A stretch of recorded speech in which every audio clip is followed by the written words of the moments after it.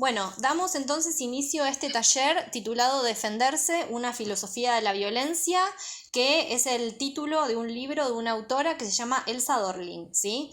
No sé si pedagógicamente es lo mejor lo que voy a hacer en este momento, pero tengo miedo de olvidarme después, así que lo vamos a hacer ahora. Les voy a leer como 250 preguntas que me hice en relación con este tema mientras leía el libro y antes de leerlo. Y si quieren me pueden interrumpir, ni levanten la mano nada, me interrumpen. Si alguna tiene un comentario, alguna tiene un comentario, me interrumpen directamente, y si no, leemos las preguntas y después vamos al libro, ¿sí? Bueno, Sari, sí, ¿puedo agregar algo sí, chiquitito que sí, me surgió respecto del tema de defensa? sí, Llegué a tomar una clase con una persona que daba karate sí. y surgió el comentario de no hagas sangrar porque pueden llamar a la policía y podés tener un problema, una causa. Claro, como Entonces, lesiones leves, algo así. sí, me pareció interesante como empezar a investigar también cuál es el límite de defenderte y que después eso no se te venga en contra, porque tenemos un sistema que no avala la defensa y de pronto, incluso creo que llegué a escuchar esto, no lo sé, pero que el gas pimienta que nombrabas creo que es ilegal, con lo cual digo, capaz que en plan de defenderte tirás gas pimienta y resulta que después el tipo te puede hacer un quilombo Yo creo porque la justicia que desde lo... hay que conocer el Código Penal, sin duda, que yo personalmente no lo conozco, pero no sé, si a Uke vienen a atacarle, la única forma quizás, o una de las formas que tiene de defenderse es esa, o sea, no una forma ilegal quizás, por ejemplo, por decir cualquier cosa, ¿no? Yo lesiones leves, sí, la única forma es romperte un codo capaz, y es la única forma de salvar mi vida. Entonces, yo tenía una maestra filosófica y también en las artes marciales que decía que primero había que defenderse y después ver, pero Tal primero, cual. primero salvar la vida. Tal cual. Si es un robo, por ejemplo, hay que ver si vale la pena, ¿no? Eso también es una discusión. Bueno, en un robo, ¿qué se hace? Yo personalmente entrego todo, no me voy a poner a pelear por un teléfono. Hay que ver también qué reacción te sale en el momento. Pero bueno, si atentan contra mi vida, y sí, te voy a pegar una piña en la cara o algo voy a tratar de hacer. Pero Es que, igualmente es interesante eso que decís, sobre todo en relación con la venganza, porque yo conozco gente que se ha vengado y le ha ido muy no, mal, no. muy mal.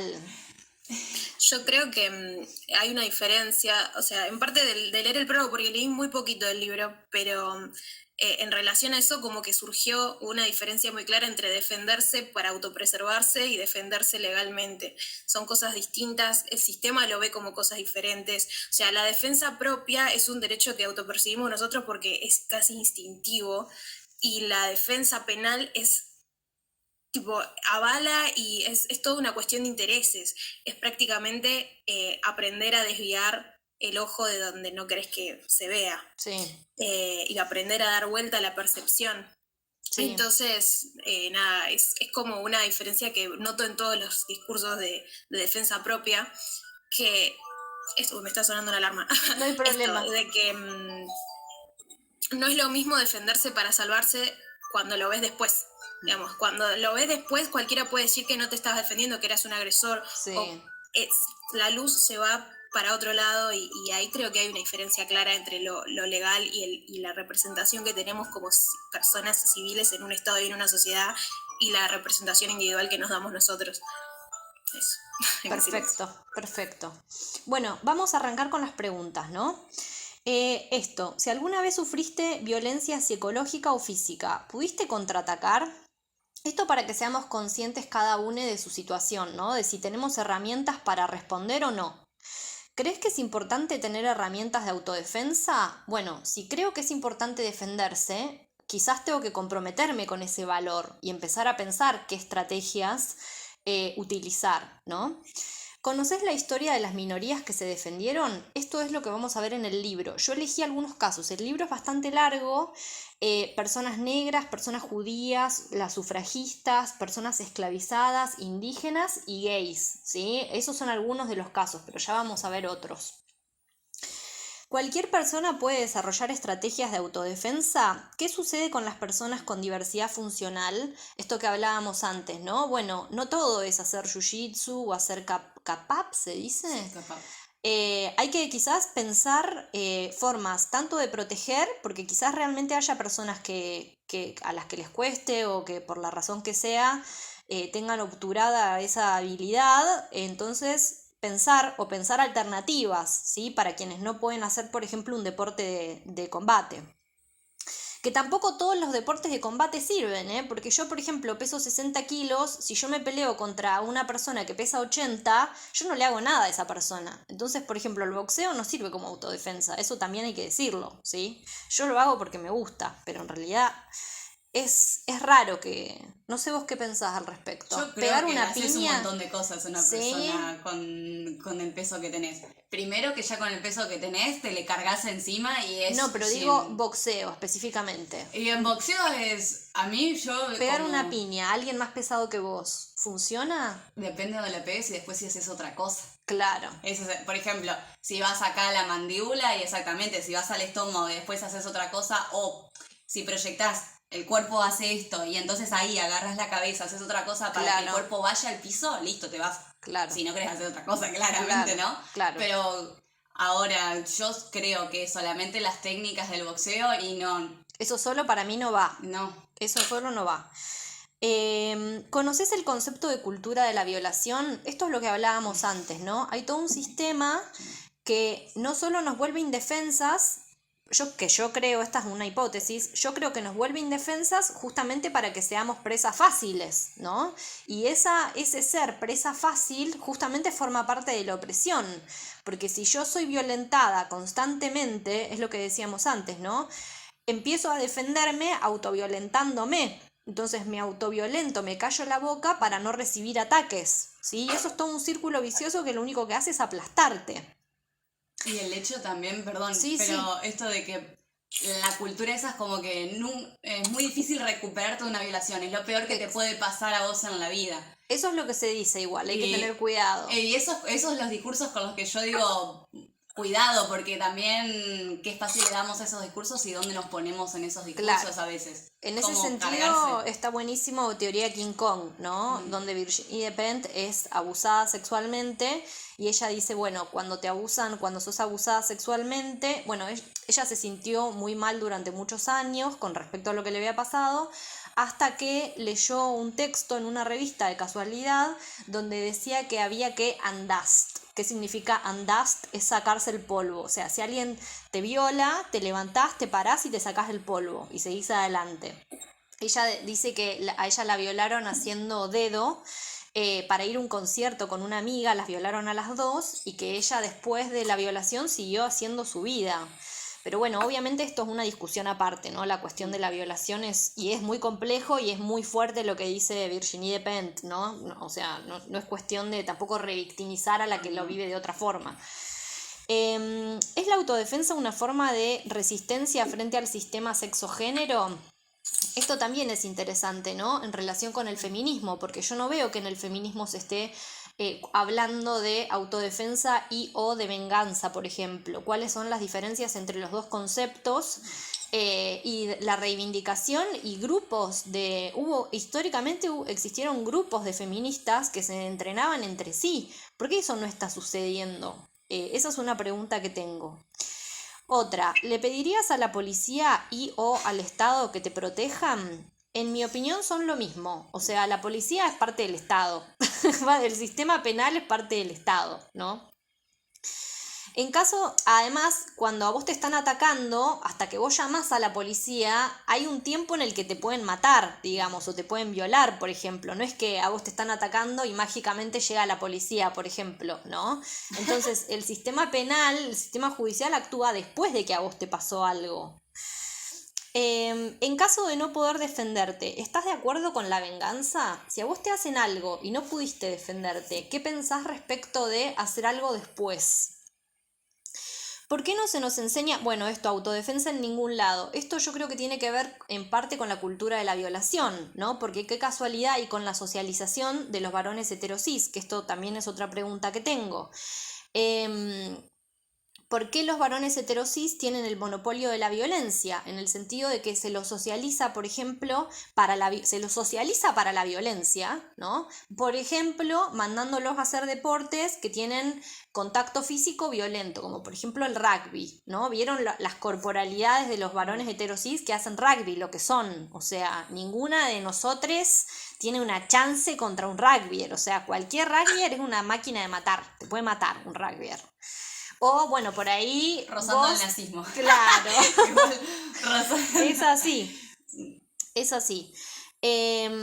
Bueno, ¿por qué no se nos enseña, por ejemplo, en la escuela la autodefensa, ¿no? ¿Por qué se enseña vóley y no se enseña un arte marcial? ¿Conoces casos reales de autodefensa? Porque también en términos culturales deben existir un montón de películas, series o casos reales que no se visibilizan también como una forma, como una estrategia para no generar modelos a seguir, ¿no? Se invisibiliza a la gente que se autodefiende justamente para eso, para no mostrar que existen, así como pasa con la maternidad, ¿no? Se oculta a las no madres para no mostrar que existe también otro modelo de vida, ¿sí? ¿Por qué esto? Bueno, ¿por qué los varones heterosis suelen ser más violentos que las personas feminizadas o que las disidencias? Bueno, esto es lo que les decía antes, están socializados para la violencia, tienen el monopolio de la violencia, y qué casualidad que si alguno de ellos mata a alguien o le pega a alguien o viola a alguien, a ellos no se les dice que están locos, ¿no? ¿Por qué esto? Bueno, ¿por qué no se habla ni se aprende autodefensa dentro del feminismo? O sea, ¿por qué nadie está hablando de esto? Yo lo que veo son muchas páginas de feministas indignadas con cosas que pasan. Tengo una en particular que la tengo acá muy cruzada, porque lo único que veo que hacen es quejarse, todas, lo único que hacen es quejarse, y nadie propone ninguna alternativa frente a la realidad, que es la que es y que va a seguir siendo así. No es que mañana va a cambiar porque todas nos quejemos. Hagamos fuerza y quejémonos todas a ver si cambian las cosas. O sea, no va a suceder. Bueno, en relación después con todo lo que estábamos diciendo, ¿es culpable la víctima que no sabe autodefenderse? Porque después también está eso, ¿no? Como defiéndanse, defendámonos. Y bueno, ¿qué pasa con la que no aprendió, con la que no supo o con la que no pudo, ¿no? Eso también es una pregunta. Obviamente yo no pienso eso, que sea culpable, pero también es una discusión dentro del feminismo estadounidense. ¿Qué pasa en ese sentido? Si vos tenés la posibilidad de aprender a defenderte y no lo haces, ¿qué pasa?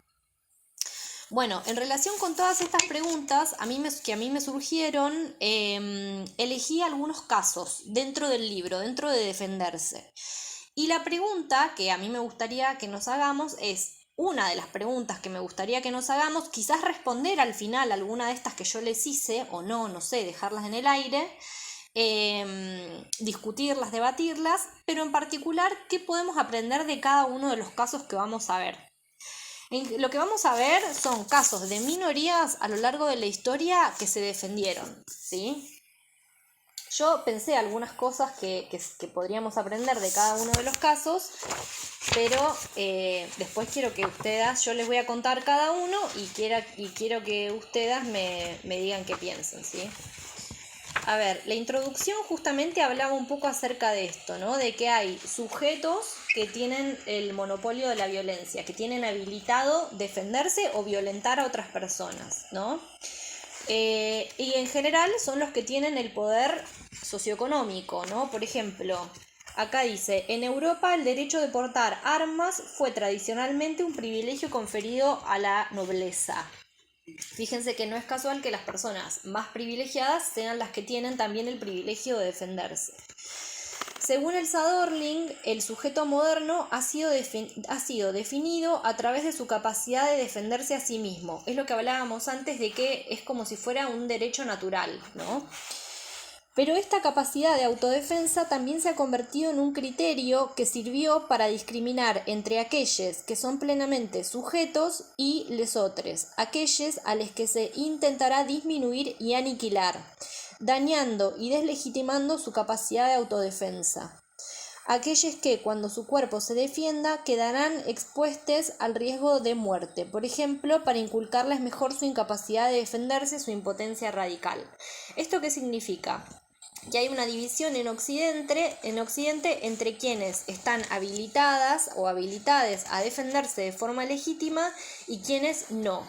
Y dentro de las personas cuya autodefensa se considera ilegítima, muchas veces se las va a exponer a situaciones de peligro justamente para que se maten, ¿sí?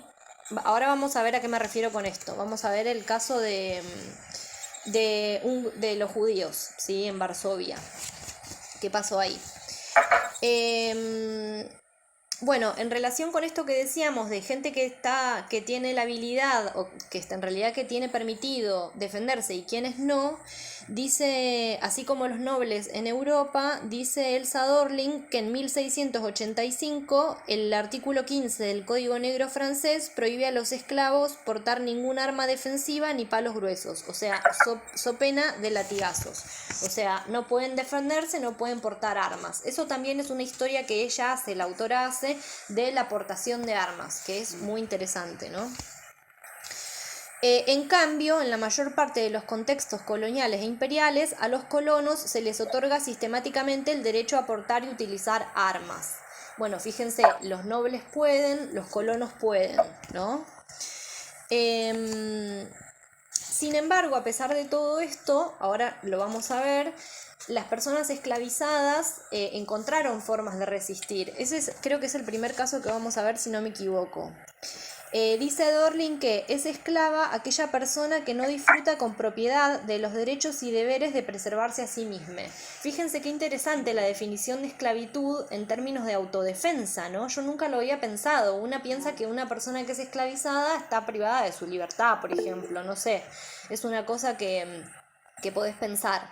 Pero acá está diciendo que la persona esclavizada es la que no puede defenderse a sí misma, ¿sí? Que no tiene derecho.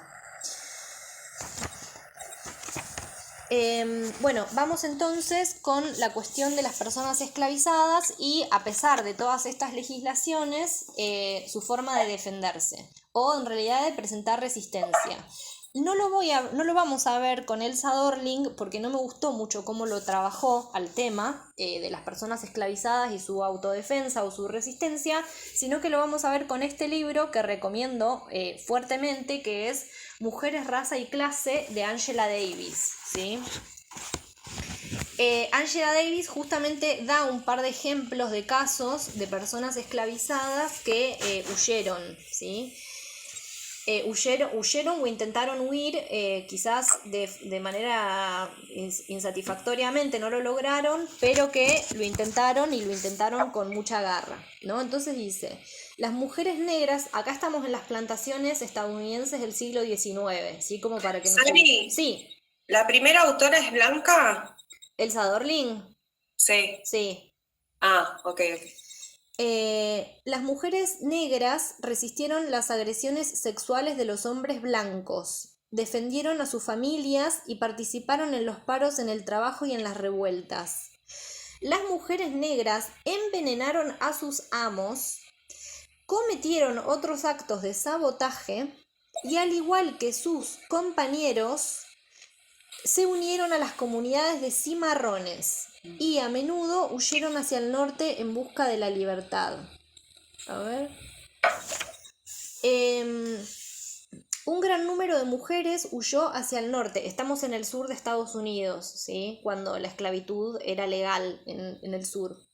Uno de los intentos de fuga hacia el norte más espectaculares lo protagonizó una joven, posiblemente adolescente, llamada Anne Wood, que condujo un carromato de chicas y chicos armados en su huida hacia la libertad.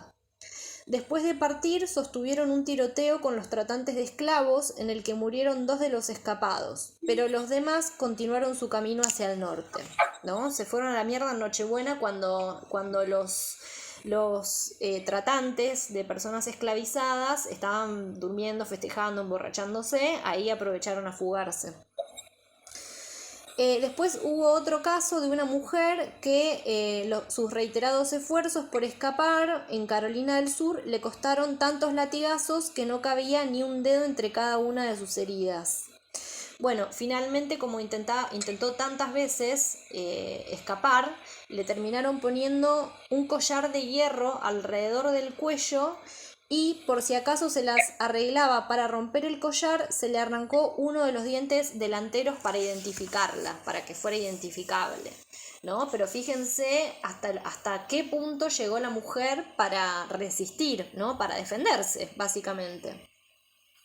Otra esclava llamada Margaret Games mató a su hija y después se suicidó porque justamente estaba harta de la esclavitud. Entonces, ahora vamos a ver también, como les decía, en el gueto de Varsovia, cómo muchas veces la propia muerte, o sea, causarse la propia muerte puede ser una forma de defensa, ¿sí? Ya vamos a ver y me van a contar ustedes si están de acuerdo con esa idea o no. Pero en el caso del gueto de Varsovia, de las personas judías, lo que pasó fue esto justamente, que prefirieron morir en combate antes que ser asesinados por los nazis. ¿Sí? Y fue estratégicamente visible. Sí. Exactamente, sí, porque era el gueto más grande, no sé si fue el más grande de... Sí, y aparte quedó históricamente sí, situado. Sí, exactamente. Además, bueno, es eso, ¿no? Como una forma de autodefensa es decidir cómo morir, ¿no? Si lo único que te queda es morir, bueno, vamos a decidir cómo, por lo menos. Después, ya desde 1642 e incluso hasta 1864 podían encontrarse dispersas por todo el sur las comunidades de cimarrones, que eran esclavos fugitivos, ¿sí? Y sus descendientes. En 1816 se descubrió una extensa y floreciente comunidad de cimarrones de 300 personas, ¿sí?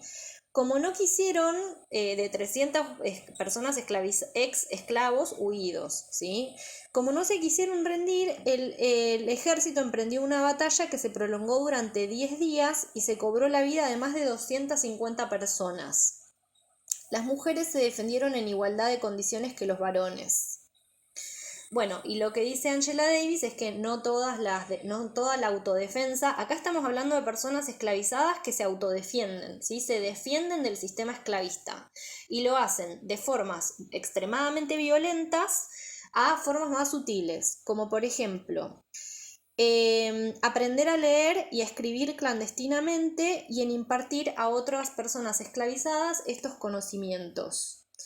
Está el caso también en la categoría de casos más peligrosos, digamos, que aprender a leer, el caso de Harriet Tubman, que fue la conductora del ferrocarril clandestino que ayudó a 300 personas a escapar de la esclavitud, ¿sí? Esta organización tenía como objetivo ayudar a los esclavos huidos a llegar al norte o a Canadá. Entonces, bueno, acá tenemos varios ejemplos de cómo las personas esclavizadas, son 3 ejemplos de mierda al lado de toda la guerra que debe haber sido entre los tratantes y las personas esclavizadas, ¿no? Eso lo dice Elsa Dorling, que para los tratantes de esclavos era muy difícil sostener el orden y sostener... porque había que tener mucha policía, o sea, no existía la vigilancia como hoy en día con el teléfono y la camarita, ¿no? Y la socialización de género, tal como esto que yo les decía de la educación de las personas en la indefensión. No existía todo eso, entonces había que tener un equipo, un grupo policíaco demasiado grande y bueno, la gente se rebelaba. Las personas en este caso, también sumando a los ejemplos, es interesante la historia del capoeira. Ah, sí, bueno, habla de eso un poco. Bueno, es re interesante como, por ejemplo, ahora se enseña capoeira y se le parece a uno que es bailado, pero es bailado porque esa era la estrategia. Claro. Como no podían defenderse, de alguna forma hacían que eso fuera un ritual de baile y así aprendían estrategias defensivas. Bueno, Elsa Dorling habla de un tipo de baile que se llama calenda. Ah, sí. Sí. Así que nada, va por ese lado también. Bueno, lo que yo aprendí de este caso, ¿no? Del caso de las personas esclavizadas en las plantaciones estadounidenses del sur. Bueno, primero la valentía, ¿no? Porque básicamente arriesgas tu vida a la hora de escapar. Después, algo que va a estar presente a lo largo de todo el libro es la alianza. O sea, creo que hay solo 2 casos de personas que se autodefienden o que se vengan solas. Todo el resto de los casos van a ser grupales. Eso a mí me encanta, porque como les decía antes, yo lo que veo dentro del feminismo es que solo un par de nosotras estamos ocupándonos de la autodefensa y somos muy pocas las que lo hacemos. Como que esto que les decía, no hay grupos de autodefensa como ya vamos a ver que existían en el caso de las sufragistas inglesas del siglo XIX, que nos estemos ocupando de la autodefensa. Entonces eso es una de las cosas que a mí me fascinó de los casos que vamos a ir viendo. Y también otra cosa que me gustó mucho de este caso fue que hay varias formas de defenderse o de presentar resistencia. No hay solo una, ¿sí? Tenés desde aprender a leer hasta irte con 300 personas al Prado y tratar de vivir en una comunidad de gente que huyó, ¿no? No sé, hay muchas variantes. En ese sentido también, yo siempre propongo aprender deportes de combate, pero bueno, cada uno de acuerdo a su tiempo, a su capacidad, a su habilidad, a sus gustos, tendrá que aprender o pensar en sus formas de autodefensa, ¿no? Entrenar el coraje también. Exactamente. Porque estas cosas te dan coraje, Y realmente, sí, leerlas. y sí, exacto. Bueno, sí, a mí yo leo Mujeres, Raza y Clase de Angela Davis y me agarran escalofríos. O sea, es un librazo. Y la parte esta de las comunidades de cimarrones y todo eso que resisten, el caso de Harriet Tubman me conmueve profundamente. Bueno, vamos al siguiente caso. Miren, justamente hablando de las sufragistas, acá están. El jiu-jitsu de las sufragistas, combate cercano y antinacionalismo. Bueno, sufragistas eran las feministas del siglo XIX, inglesas y estadounidenses, que luchaban por el voto, ¿sí? Siglo XIX y principios del siglo XX. El movimiento de las sufragistas inglesas de comienzos del siglo XX constituye una figura de referencia en la historia de la autodefensa moderna. Ellas creían en pasar a la violencia, ¿sí? ¿Por qué en pasar a la violencia? Bueno, está vinculado con la constatación de que la exigencia de la igualdad civil y cívica no se puede dirigir al Estado pacíficamente. O sea, no le podemos pedir igualdad al Estado de forma pacífica, puesto que es el Estado el principal instigador de las desigualdades.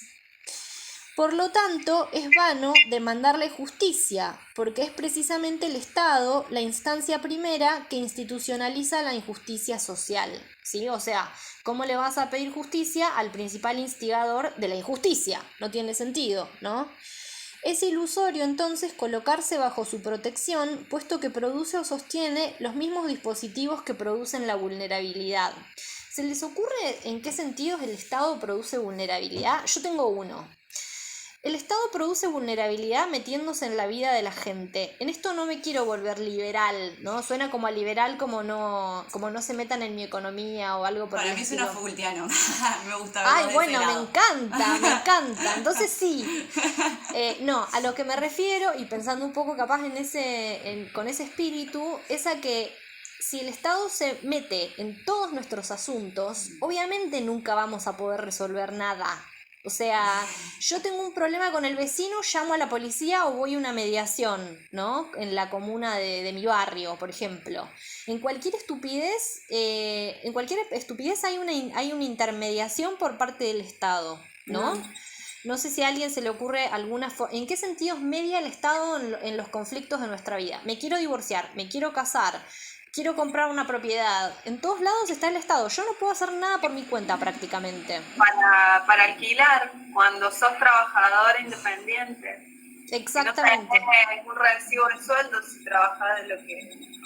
Yo creo que hasta en la decisión de, bueno, relacionado con las niñeces que yo me acuerdo que hablamos y demás, hasta en la decisión de maternar interviene el Estado, de convertirse en una familia biológicamente con hijes que van a criar, que van a instruir a sus hijos en una educación probablemente o generalmente pública o privada, no sé, pero hasta en decidir cuántos hijos vas a tener, porque la cantidad de hijos que tiene una persona depende totalmente se asocia totalmente a su condición económica. Claro. O a la zona en la que vive, o sea, o a su posición social, está todo asociado a una cuestión del Estado. Vos decís, bueno, el Estado te da este beneficio, bueno, pero por eso tuviste tantos hijos, o sea, ya ni siquiera ya ni siquiera está en la capacidad de uno de decir a los ojos del otro, ¿no? De Sí. decir por qué tuviste cierta cantidad de hijes, o si realmente tuviste la capacidad de decidir vos. Ya se pasa siempre desde un lado del interés. Como que el propio Estado te propone o te inserta en tu cabeza que la gente va a tener intereses relacionados con los beneficios que el Estado te da, cuando los beneficios que el Estado te da deberían ser para tu bienestar y no para que te juzgue la propia sociedad en la que estamos. Y es lo único que logra, digamos. Bueno, Por después, ejemplo, sí, cuando te dan un plan social y te obligan a ir a marchas sin conocer qué es lo que vas a reclamar. sí, sí, También sí. eso, bueno, igual también hablando del feminismo y más que nada el feminismo hegemónico, ¿están hablando bien? No.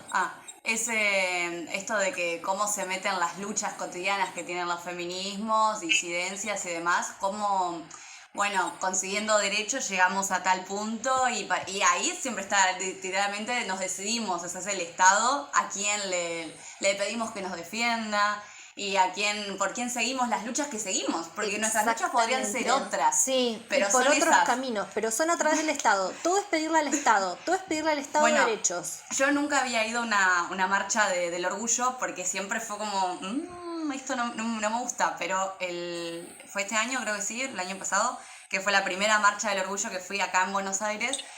Y me dio casi un ataque de pánico, me quería ir de ahí porque primero que no me gustó, me parecía toda una fiesta tipo muy raro, pero bueno, eso ya irnos a otro punto hablando, pero vi una situación muy peculiar, que era que en medio de una marcha del orgullo, Sí. ¿no? De lo que ello significa y demás, estaba un patrullero de policía y dos personas que se ven que habían pasado una situación y a lo primero que llamaron fue a la policía, Sí, en medio de una marcha del orgullo. claro. Donde tenías un montón de personas y que precisamente, no sé, la marcha se hace... No se en pudo autogestionar Estaba el la policía. conflicto, no se pudo autogestionar el conflicto. Ese es el Exactamente. problema con el Estado. No podemos autogestionar el conflicto. Eso es lo que pasa. Entonces quedamos todas indefensas. Encima, para las disidencias, nada peor, nada más inseguro que llamar a la policía. O sea, nunca vas a ganar. En el medio de la Es marcha igual. imposible. Eso es lo que me impactó muchísimo a mí. Porque era en medio de una marcha, o sea... Sí, totalmente. Bueno, Sí, también pensando en, perdón, Sí, pensando en cosas que venían diciendo, pensando en las disidencias y también relacionado con lo que decía, creo que Florencia, ligado a la invisibilización de si no formas parte del aspecto formal de trabajo, no te toman en cuenta. Tampoco si no tenés una identidad registrada, tampoco formás parte del sistema mismo. Por ende, por ejemplo, para las no binarias todavía no tenemos un DNI que, más allá de después la discusión que sea respecto a los DNI, pero pensar que si no existís, si no estás dentro del mapa, contemplada dentro claro, el de Estado... derecho, dentro de la vida, sos mucho más vulnerable, digamos.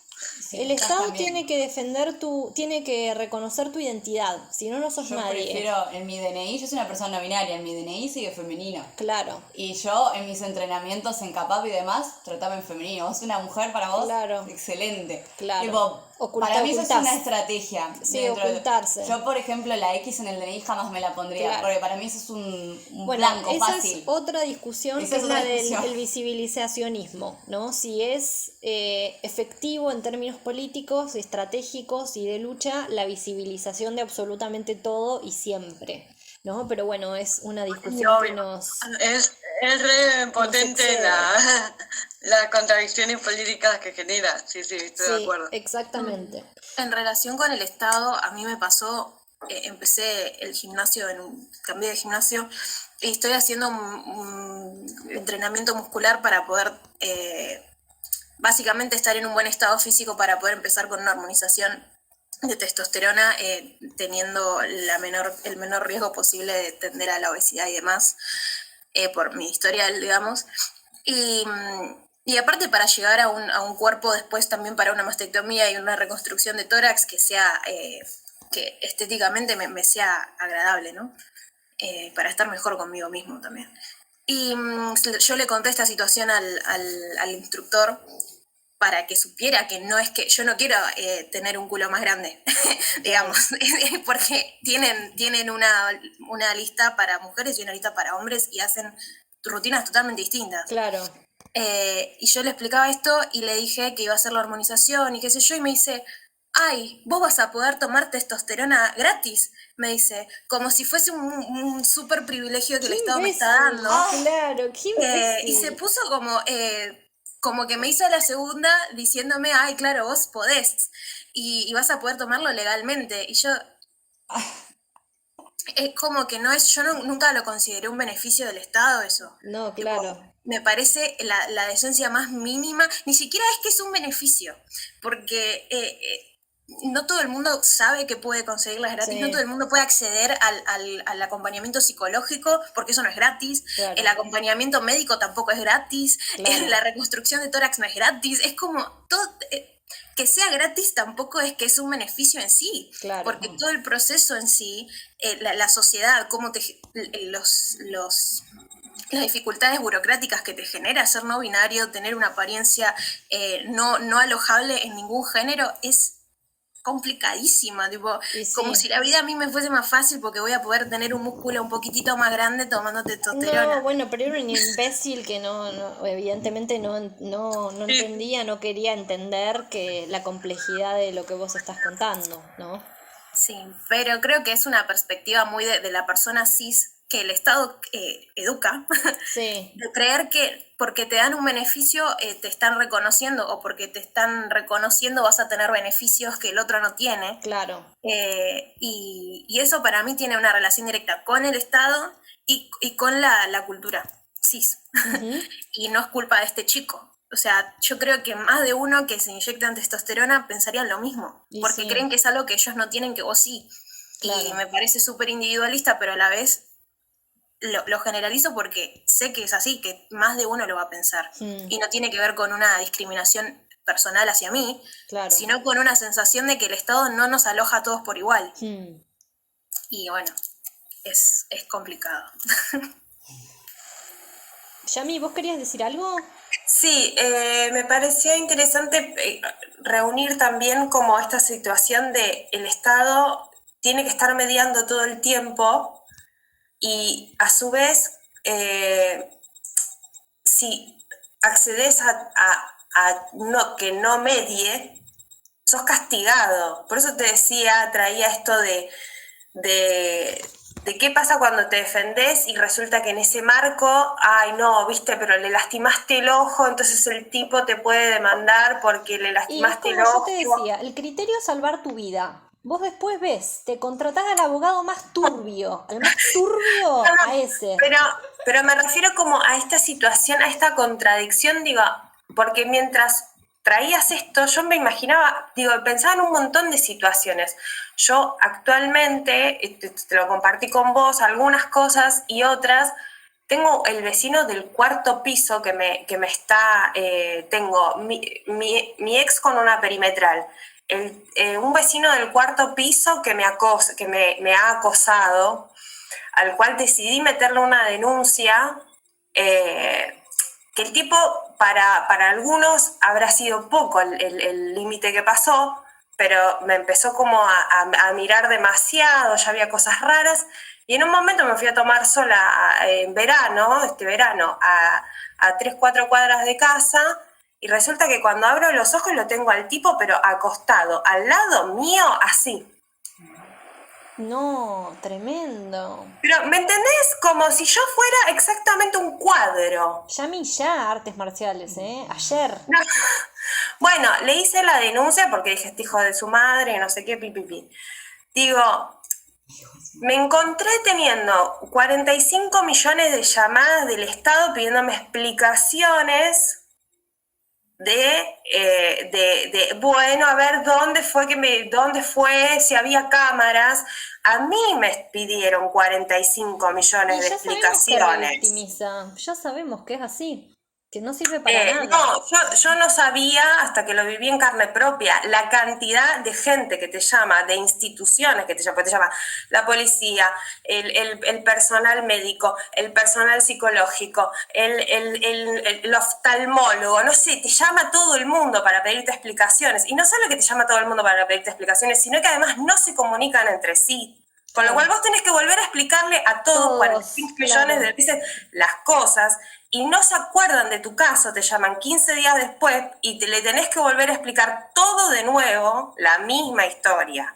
Ahora, este tipo resulta que porque es dueño, porque esa es otra cosa que hay que tener en cuenta para estas cuestiones, ser dueño es, ay, no lo podemos echar de su casa. Yo, ¿sabes qué? Decidí hacer una denuncia donde dije que el tipo me amenazó, que me tocó, porque si te acosa, Verbalmente, legalmente, nadie hace nada. Mentir, bueno, mentir en la denuncia, gran forma de Bueno, estrategia. sí, Me agarró el cuello, me agarró el cuello.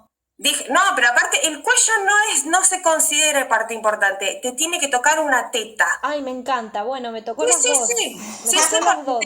porque te juro que yo tuve que hacer esa denuncia, era como, pero pará, ¿te tocó el hombro? O sea, y yo sentía como, bueno, tengo que decir teta, bueno, entonces es abuso sexual.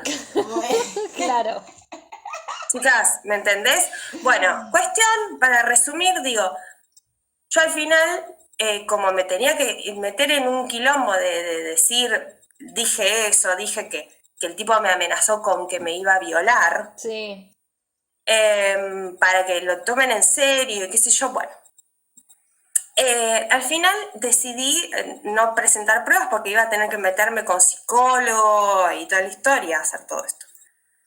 ¿Qué pasa? El tipo sigue lo más pancho acá en el cuarto. La medida de protección es, alrededor, pero en el edificio, el tipo vive ahí y es dueño. Claro. El tipo vive ahí y es dueño. Yo te acabo de decir que el tipo me quiere violar. Claro. Y tú decís, pero él vive ahí, es dueño. Bueno, entonces pero a mí me importa un carajo que a vos te estén por violar. Las sufragistas. Fingir demencia para mí. Este es el caso en que vos fingís demencia ante la persona que te quiera usar. Eso, te haces la re loca. Esa es otra. Mentir en la autodefensa. ¿Cuáles dijimos? Autodefensa. Mentir en la denuncia, que es un bardo por esto que está diciendo Yami. ¿Qué más? Fingir demencia para Fingir mí es muy grave. hacerte la loca, empezar a gritar, a retorcerte en el piso como si fueras una demente desquiciada, como si estuvieras teniendo un ataque de epilepsia. En la calle no sabes qué Perdón. fingir demencia. Claro, me encanta. Cierro con esto. ¿Qué quiero decir con esto? Que en definitiva después hablé con una policía para decirle, che, loco, yo al chabón la próxima vez que lo vea en el edificio lo quiero apretar. Pero a Le la quiero decir policía una- le fuiste a decir eso. yo hablé con una policía que me la encontré en la calle y le dije, che, flaca, si fueras mi amiga, ¿qué me aconsejarías? Porque estoy en esta situación, así le hablé, como si fuera... Y la mina me terminó diciendo, mira, puedes llegar a tener problemas, mejor no hagas nada.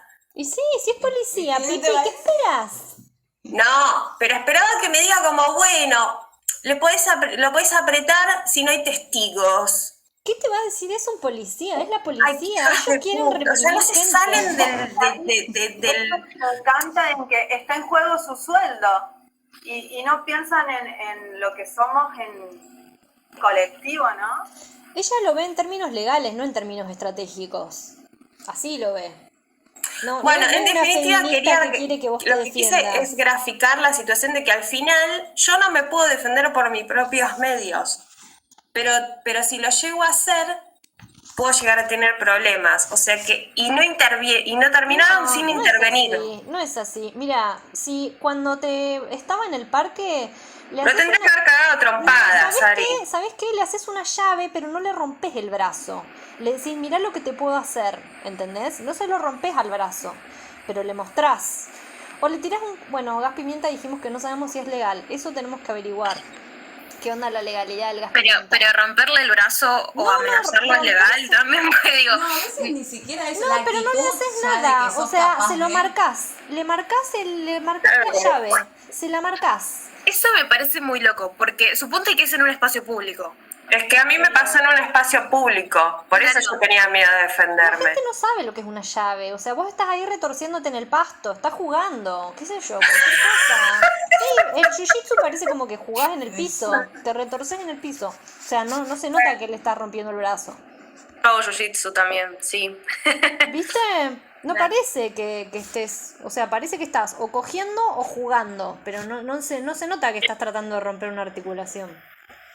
Respecto a eso que yo hoy decía que si yo tuviese que impartir la justicia violentamente por mi cuenta, no sabría poner un límite.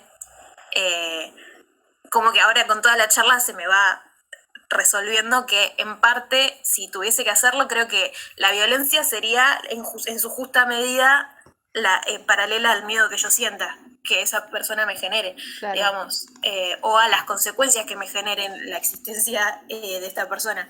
Lo mismo pensaba cuando leía las reacciones defensivas de las esclavas, que en parte unas eran envenenamiento, otras eran por medio de la escapatoria clandestina y demás. Yo pensaba el envenenamiento como, bueno, es un montón matar a alguien, tipo, pero también pienso en la situación, y, o sea, si no lo matas, te matan. Sí, y eso es lo o que vas a estábamos vivir una vida diciendo que es peor antes. que morir. Y sí. Entonces, claro, digamos, yo lo pensaba y decía, era lo necesario. Sí. No fue ni más ni menos. Es más, para mí fue de menos, porque es Sí, una hay que muerte muy torturarlos. piadosa. A un tratante de esclavo hay que torturarlo. Es una muerte muy piadosa, por eso. Entonces, aplicando este criterio que es súper personal y subjetivo, decir eso es una muerte piadosa, porque no sé cómo es morir por envenenamiento realmente, pero yo creo que a ese tipo de personas le desearía lo peor que se me pueda ocurrir. Creo que así lo mismo aplicaría conmigo. O sea, si alguien me hace algo, creo que la reacción adecuada sería hacer lo mismo, o incluso peor, depende de lo que la consecuencia que a mí me genere y el miedo que a mí me haya implicado, que en parte va a ser una reacción instintiva, porque el miedo es súper instintivo, Y sí. y en parte va a ser una decisión lógica. O sea, es lo que tiene que ser. Yo no le vería otra solución. Ujú. ¿Querías decir algo, Julie? No, estoy Suspiraste. pensando un montón de cosas. Ok. Bueno, seguimos con las sufragistas. Entonces dijimos que eran las feministas del siglo XIX y principios del XX que luchaban por el voto, ¿sí? Y que estábamos diciendo que no apelaban al Estado porque consideraban que justamente eran la fuente de la injusticia. Entonces, ¿para qué ir a pedirle justicia a la fuente de la injusticia? ¿Sí? Y dijimos un montón de ejemplos en los cuales el Estado es fuente de la injusticia, ¿sí? Bueno, lo de Yami fue absolutamente... Gráfico. Sí, fue muy gráfico. A fines del siglo XIX en Inglaterra, las técnicas de defensa personal conocen un nuevo ímpetu vinculado con la colaboración y difusión de prácticas corporales, marciales, híbridas que aliaban técnicas de combate europeas y japonesas. Entonces, Inglaterra, siglo XIX, se empiezan a reunir técnicas de combate japonesas y europeas, ¿sí? En el transcurso de los años 1890, un chabón que se llamaba Edward William Barton Wright, un ingeniero británico, pasa 3 años seguidos en Japón y en ese periodo se inicia en el judo y en el jiu-jitsu. ¿Por qué es importante este Edward William Barton Wright? Porque él, luego, unos años después, de regreso en Europa, abre un club, primero que desarrolla su propia técnica, ¿no?, de lucha, y segundo que abre un club de entrenamiento. En ese club estaban permitidas las mujeres, siglo XIX, fíjense qué interesante, ¿no? Entonces, entre sus alumnos, se encontraban William Garwood y Edith Margaret Somerset Garwood, ¿sí? Un matrimonio, ¿no? Sí. Entonces, estas dos personas empiezan a estudiar jiu-jitsu y estas técnicas de autodefensa, de combate. Muy pronto estas técnicas serán directamente adaptadas a la lucha política por practicantes que en ese momento se enrolan en el movimiento del sufragio femenino. O sea, este chabón trae sus técnicas de Japón, las mezcla con técnicas europeas, abre su propio club y esta mujer, Edith Margaret Somerset Garwood, empieza a trabajar con las sufragistas y a adaptar las técnicas a justamente el activismo feminista del siglo XIX, ¿no? Estas técnicas serán utilizadas principalmente para defenderse de la brutalidad policial. Y eso es lo que tiene de hermoso, por ejemplo, el jiu-jitsu, ¿no? Que es un deporte que se hace en el piso. Entonces, cuando a vos te atacan, cuando vos tenés a tu atacante arriba tuyo y vos estás acostada boca arriba, vos le podés romper un brazo igual. No es que vos tenés que estar en una situación de poder frente a tu atacante, ¿sí? Entonces, prácticamente desde cualquier, hasta estar de espalda es lo peor que te puede pasar, pero hasta estando de espaldas hay formas de salir de ahí. O sea que eso es digamos, está buenísimo que hayan hecho esto, tiene todo el sentido del mundo, porque justamente el jiu-jitsu te lo permite, ¿no? O sea, ¿por qué no estamos aprendiendo técnicas de combate para luchar contra la cultura de la violación, ¿no? En vez de quejarnos en páginas de Instagram. Eso es lo que yo me pregunto. Bueno. Yo coincido igual que vos, por eso había arrancado tipo el año pasado defensa personal, porque me daba cuenta de que, bueno, arranqué con esto de tener bronca en un montón de situaciones y que nada cambiaba o que me quedaba gritando y hablando. Y dije, bueno, estoy esperando cosas que no van a venir, entonces qué mejor que empezar yo a defenderme, porque a lo mejor me pasaba esto que decía Yami de que sí me salía a lo mejor de defenderme en un momento, pero no tenía las herramientas como para hacerlo, porque bueno, nunca me lo enseñaron tampoco. Y lo primero que me pasó cuando fui a las clases de autodefensa es que notaba la gran diferencia con el resto de mis compañeros. O sea, yo peso 52 kilos y no sé, y me vi, fue la primera vez que me vi en una situación en la cual dije, wow, o sea, me cuesta mucho el tema de la fuerza, me daba culpa golpear a un compañero, por más que sea práctica, pero me daba culpa. Y como que está buenísimo porque te pone en una situación de que te baja todo de una y decís, wow, este sistema me educó para claramente para ser una boluda. Claro, es que literalmente es así. Entonces dije, no puede ser. Y era como, y nada, es como un reto constante de todos los días. Porque yo tampoco creo que venga una persona y me rescate del cielo y bla, bla, bla. Tipo, no va a pasar eso. Y es como re fuerte verte en esa situación y como que vas creciendo física y mental y espiritualmente, y es muy loco. Pero nada, te encontrás en un montón de situaciones que te cuesta un montón y decís, no puede ser. Nada, la verdad que yo también pienso como decían y lo recomiendo, porque obviamente no voy a empezar a golpear a todo el mundo, o sea... Oh, sí. Claramente, sí. Critico de los varones heterosis, tipo que no lo, o sea, que es como no voy a caer en esas mismas lógicas, pero sí está bueno como tener ese as bajo la manga de si hay una situación en la cual, no sé, se quieren levantar a una amiga, lo quieren hacer un montón de cosas o le quieren golpear lo que fuera, como en esa situación que es súper extrema, saber defendernos y que nosotros no seamos las personas que tengan miedo ante eso, sino que la otra persona se vaya y nada, como dar un poco vuelta a las lógicas. Sí, las relaciones de poder. Todo lo que dijo yo me pasó muy parecido también con el tema del peso y de no sentirse capaz de, cuando empecé, en su momento quise hacer boxeo, después todo el entrenamiento muscular. Y también hay como toda una cuestión, una falta de amparo y acompañamiento del sistema médico también. O sea, Sí, yo le comenté... Sí, la policía con bisturí. Sí, o sea, no puedes hacer fuerza, no puedes ser vegano, no puedes vivir sin harinas, no puedes... O sea, hay un montón de impedimentos, cosas que no puedes, y después te empezás a cruzar gente que vive lo más bien, haciendo entrenamiento funcional, haciendo entrenamientos de fuerza, no comiendo huevo, no comiendo harinas y viviendo súper feliz, una vida súper balanceada. No hay que pedirle peras al olmo. Y claro, y como que si vos vas yo digo, capaz no, yo no me confiaba de mi nutricionista en su momento porque era una nutricionista del barrio que no me podía ni siquiera hacer una receta para que me saque sangre, me tenía que pedir que yo vaya al médico a pedirla porque no tenía ningún certificado. Entonces, Perdón, yo soy nutricionista y me atrevo igual a dar una receta porque encima tengo especialidad en veganismo y vegetarianismo, entonces es una forma porque se paga matrícula igual y todo. Así que es una forma de decir, sugiero y no estás fuera del código de ética. Es otra forma de decir, no, recomiendo que tal y tal haga B12 o proteína, que es lo que nadie te pide. Entonces sugerís, pero estás obligando porque igual está válido. a lo que iba después encontré otra nutricionista que lo mismo, no me hizo una receta, pero me dijo, si te haces un análisis de sangre, tráemelo y yo te puedo guiar en cuanto a los complementos que te puedan hacer falta. A lo que iba es que esta nutricionista fue la primera que no me dijo, en base a mis objetivos de peso y de masa, no hagas boxeo, el boxeo te vas a poner la espalda gigante, me dice, y no vas a trabajar las piernas.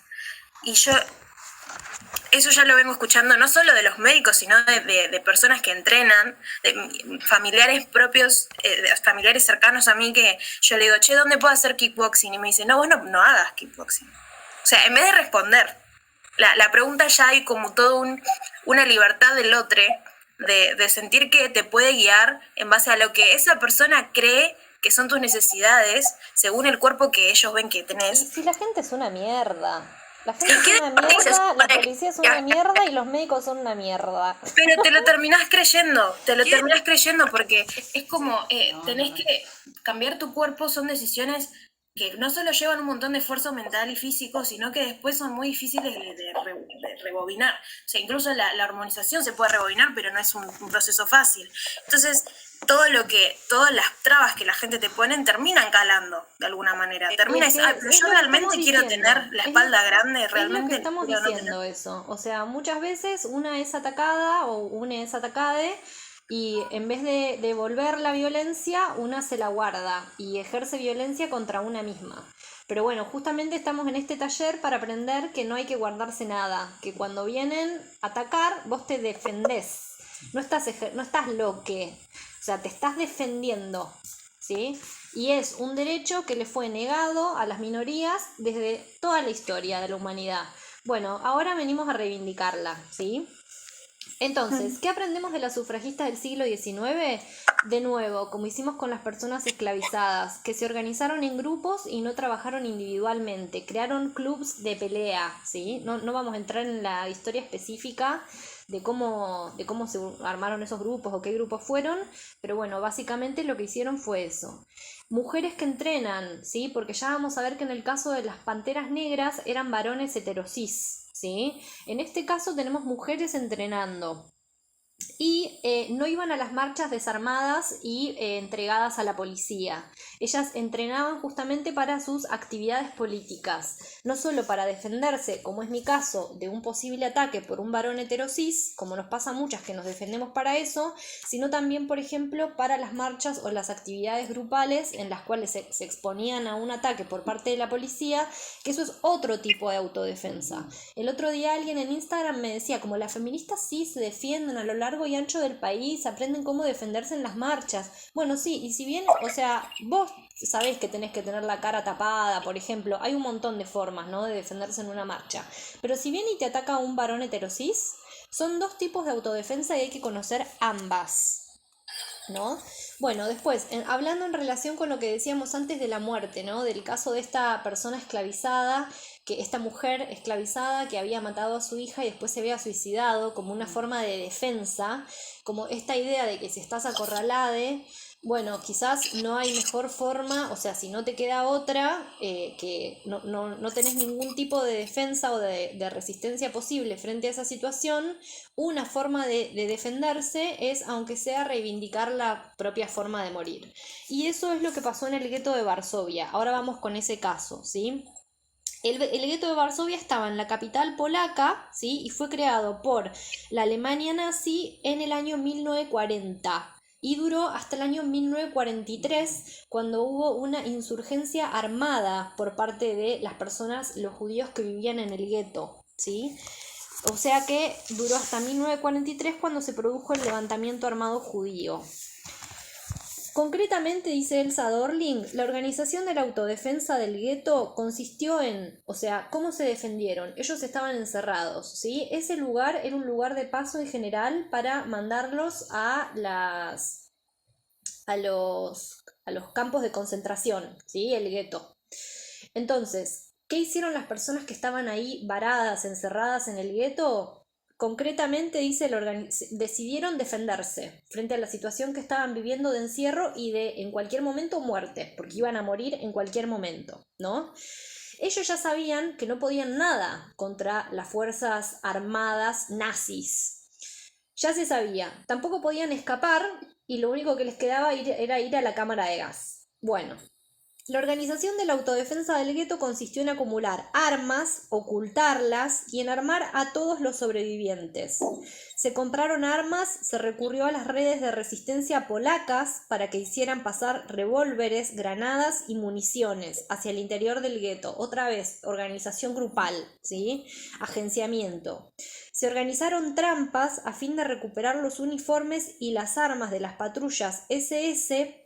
Se construyeron armas artesanales como por ejemplo explosivos. Esta es otra forma de autodefensa. No voy a decir que todas tenemos que andar con una granada porque no, pero digo, en ciertos contextos se armaron barricadas, escondites, túneles, búnkers y se entrenaron cuerpos para el combate, ¿sí? Todo eso hizo la gente que estaba encerrada en el gueto de Varsovia, que iba a ser llevada a la cámara de gas en cualquier momento o asesinada ahí mismo. La decisión de defenderse finalmente fue adoptada no tanto para defender una causa, un territorio o un pueblo, ni siquiera una esperanza. Se tomaron las armas para defender la propia muerte.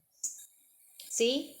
Se trataba de preferir el combate antes que el suicidio.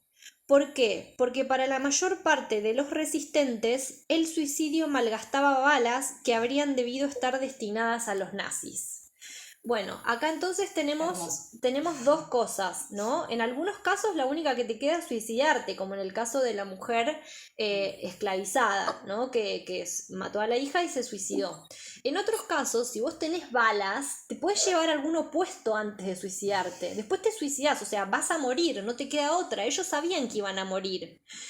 Pero bueno, antes te llevas a un opuesto. Guardás la última para vos, pero antes te llevas a un opuesto. El 19 de abril de 1943, los nazis entran en el gueto para llevar adelante una acción que apunta a liquidar totalmente a los últimos sobrevivientes. Encuentran frente a ellos a 1 millar de hombres y mujeres listos para combatir, que les opondrán una resistencia feroz. ¿Sí? Los nazis fracasaron a la hora de exterminar a los judíos del gueto. Tuvieron que volver, o sea, se tuvieron que retirar a la fuerza y volver después con otro equipo de combate. Pipi, ¿vos tenés frío? Yo estoy cagada de frío. Sí, un poco. Pongo el aire Sí, caliente. 30. Decime después si te agarra calor porque te da justo Dale, a vos sí. el aire. Que mujeres que entrenan. ¿Qué puse? ¿Qué más? No puse ningún aprendizaje de este caso. ¿Qué les parece? Lo mismo que venimos diciendo antes, ¿no? Agenciamiento grupal y lo que dijimos en relación con la muerte. A veces la única autodefensa que nos queda es matar y después morir o directamente morir, ¿sí? No queda otra. Después, en relación con las personas judías, hay otro caso que también es muy interesante, que es el de los, nunca me sale la palabra, pogroms, ¿sí? Ahora les voy a explicar. Eran ataques violentos por parte de poblaciones no judías contra los judíos, en el Imperio Ruso principalmente, ¿sí? Entonces, dice Elsa Dorling, la historia política de la autodefensa de los movimientos judíos está vinculada con la lucha contra los pogroms, que eran estos ataques. Entonces, los judíos van a generar estrategias de defensa o de autodefensa frente a los pogroms, principalmente en Rusia a fines del siglo XIX y comienzos del XX. Bueno, por ejemplo, en 1881 se reunieron 150 varones, obreros, comerciantes, estudiantes y el grupo se armó con palos y barras de hierro. ¿Sí? Empiezan a armar grupos de autodefensa contra estos ataques que eran los pogroms por parte de gente no judía. Ellos pensaban que es necesario responder a la violencia por medio de la violencia. Los grupos organizados son arrastrados a la autodefensa, muchas veces sin armas, que esto es lo hermoso que tienen muchas de las artes marciales, ¿no? Una de las técnicas de combate practicadas en Rusia en ese periodo es una forma violenta de boxeo que se practica con los puños al desnudo. Es un combate que no tiene ni reglas ni árbitros, ¿sí? Se llama Kulachny Boy, algo así, impronunciable. Los grupos también estaban armados con palas, estacas, hachas, barras de hierro y armas blancas. Bueno, otra vez tenemos una organización, ¿sí? Grupal, un agenciamiento grupal de gente que aprende autodefensa. ¿Qué casos vimos de autodefensa? Bueno, dijimos algo en relación con las personas esclavizadas, sí, de los bailes que ocultaban estrategias de golpes y de ataques. Después vimos también a las sufragistas. ¿Y qué otro caso vimos? Vimos el caso del gueto de Varsovia, que también aprendieron a combatir. ¿Y alguno más? No, ese me parece último que eso. estabas hablando. Ese, perfecto, el de los pogroms. Sí. Bueno, fíjense que en todos los casos la gente aprende a combatir en general sin armas. O sea, después obviamente se arman si se puede. Pero no podés. Sí, porque lo único que tenés es el cuerpo. Es tu cuerpo, exactamente, exactamente. Bueno, después, en el caso de las personas racializadas, más cerca del siglo XX, ¿sí? Es muy interesante todo lo que sucede. Tenemos un militante comunista. ¿Qué problema había? Estaban los linchamientos y la quema de personas racializadas, ¿sí? De personas negras. Entonces, hay un pensador que se llama Robert Williams, militante comunista, ¿sí? Que formaba parte de la Asociación Nacional para el Avance de las Personas de Color, ¿sí? Y en realidad lo que me interesaba de este señor, que parece medio random la lección, es la filosofía que él defendía frente a la violencia que recibían las personas racializadas, ¿no? Él considera, fíjense, otra vez la crítica al Estado. Esto es un patrón. Tenemos un montón de grupos que se unen para la autodefensa porque no se sienten representados ni defendidos por el Estado. Y no solo no representados ni defendidos por el Estado, sino atacados por el Estado, ¿no? Porque ya dijimos que la policía forma parte del Estado, o sea. Entonces, Williams consideraba que el Estado federal fracasa deliberadamente en hacer respetar la enmienda 14ª de la Constitución de los Estados Unidos.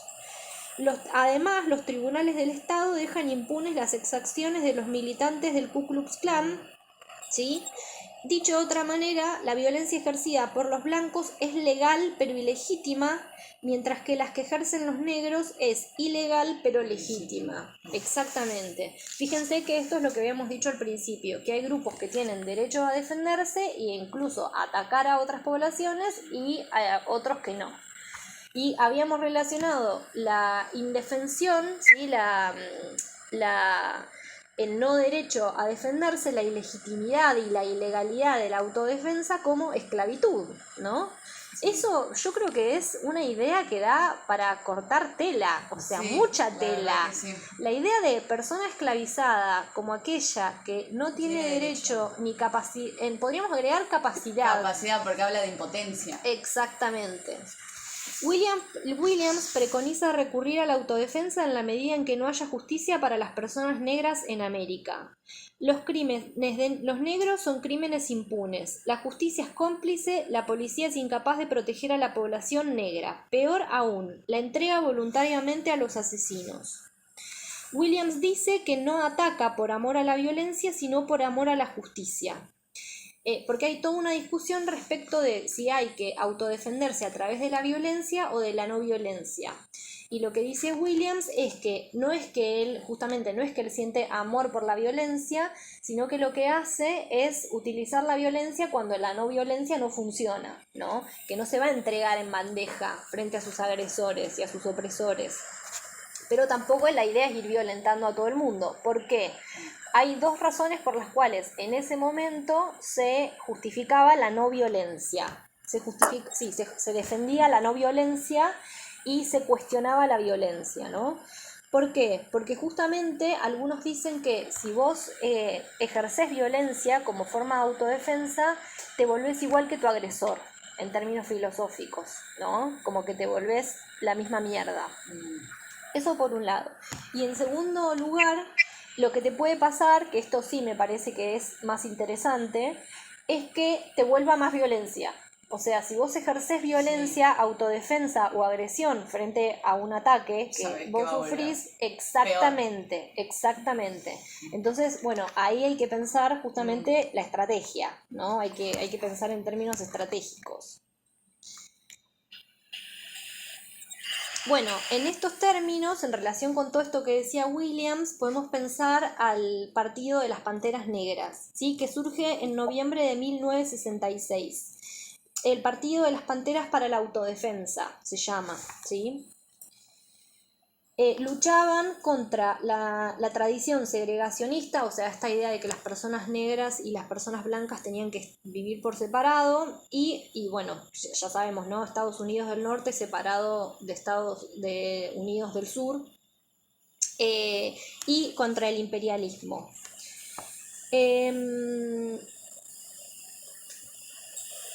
Ellos defienden su derecho a portar armas, ¿no?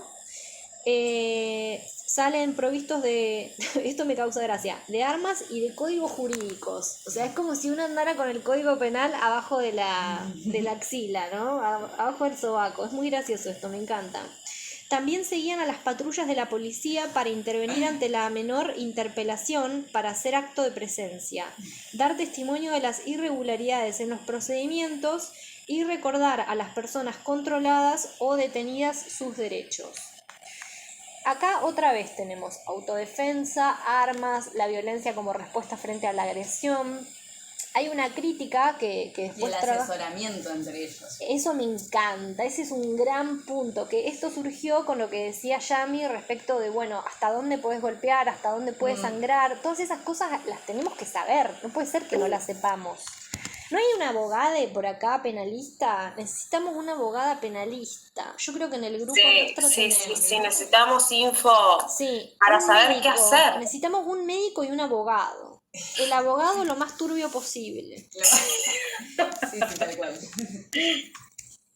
Bueno, entonces, lo que se le criticaba a las Panteras Negras, que le critica, o que de esa crítica habla Elsa Dorling, es de que solo eran varones heterosis quienes se armaban, quienes aprendían a luchar, quienes se formaban para, bueno, justamente saber cómo defenderse y esas cosas.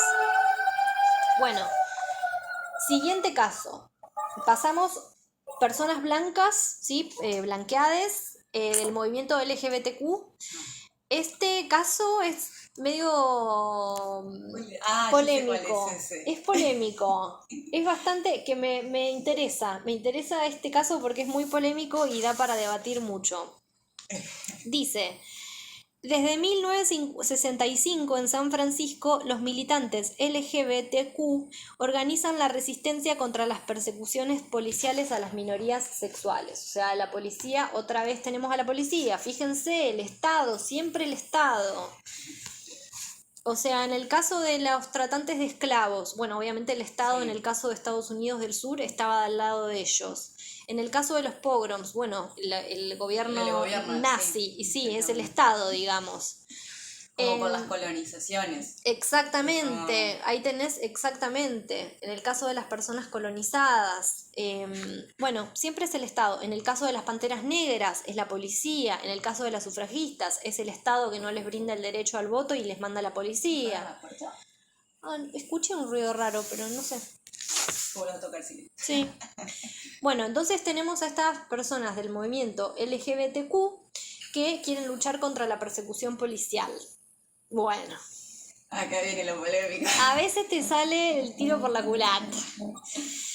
Dice, en 1973, en San Francisco, la Alianza de Activistas Gay constituye un grupo de autodefensa que se llama, una patrulla de activistas armados que se llama la División de la Pantera Púrpura, algo por el estilo, lo estoy traduciendo, está en inglés acá. La conferencia de prensa, el líder anuncia en la conferencia de prensa la creación de un grupo de justicieros gays y trans. Bueno, y que van a aportar armas de fuego, ¿no?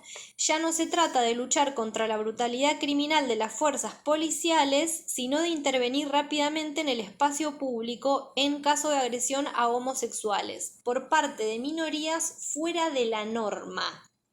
O sea, acá tenemos gays que no solo van a luchar contra la policía, de hecho acá están diciendo que la Gay Activist Alliance con la Purple Panther Division no iban a luchar contra la policía, sino contra las minorías fuera de la norma, que fueran homofóbicas, ¿no? Que generaran ataques homodiantes. Bueno, ¿cuáles son esas minorías? Los punks, los dealers y los gangs. Explícitamente negros, chicanos o sinoamericanos. La palabra clave del grupo es limpiar el barrio de homófobos. Bueno, y están limpiando el barrio de personas negras, chicanas o sinoamericanas. Acá lo que yo me pregunto, es una pregunta, capaz que es una estupidez lo que estoy diciendo, hay que pensarlo. Pero vos no podés aliarte en lugar de tratar de echar a otras minorías. Digo, no sé, dividir el territorio. Ponerle de esta cuadra para allá es tuya, de esta cuadra para acá es mía. No sé, como pensar, vos sos un gay blanco. O sea, limpiar el barrio de personas negras. Es fuerte decir eso. No sé, ¿no hay una alternativa frente a eso? Andar portando armas para matar gente negra. No sé. Habría que ver el contexto, ¿no? De cuánto sufrieron estas comunidades gay en esas zonas de San Francisco y ver por qué reaccionaban de esta manera. Pero en principio a mí me hace sospechar mucho. Y esa es la pregunta que yo tenía. ¿Qué pasa cuando la autodefensa de una minoría se convierte en el ataque a otra minoría? ¿No? Eso... Ahí creo, Sari, que va el tema de la interseccionalidad. O Sí. sea, porque terminan siendo racistas. Claro. Y es como, está bien, sos gay y claramente tenés persecución y claramente te van a sufrís violencias, pero no se logra nada haciendo lo mismo, replicando exactamente lo mismo con también la otra minoría que es la gente racializada. O sea, por el contrario, únanse y traten de combatir No sé si unirse. la homofobia y el racismo. O sea, Sí, habría que porten ver. armas también, como con total libertad. O sea, me suenan mucho a los libertarios. No sé, es medio polémico. Creo que ahí podemos pensar también en la historia misma de las personas, digamos, de la comunidad acá en Argentina, los gays, digamos, de los 70, de las épocas de las dictaduras, cómo se organizaban y contra qué sujeto político, que no es igual a este ejemplo, digamos. No sé, el hecho de cómo se defendía o reivindicaban, no sé, las teteras, por ejemplo, o cómo se unían entre ellos, se identificaban y esa identificación, y no tenía tanto que ver con ir armado, digamos, Claro. contra un grupo de minorías, sino que era superador, de hecho, el sujeto político. Iba más allá de eso, entendiendo por qué iba más allá Hay de que ver eso. igual, en particular, en estos barrios de San Francisco, cómo era el ambiente, Claro. ¿no? Porque por algo salían armados, digamos. Vos no salís armada por nada. No.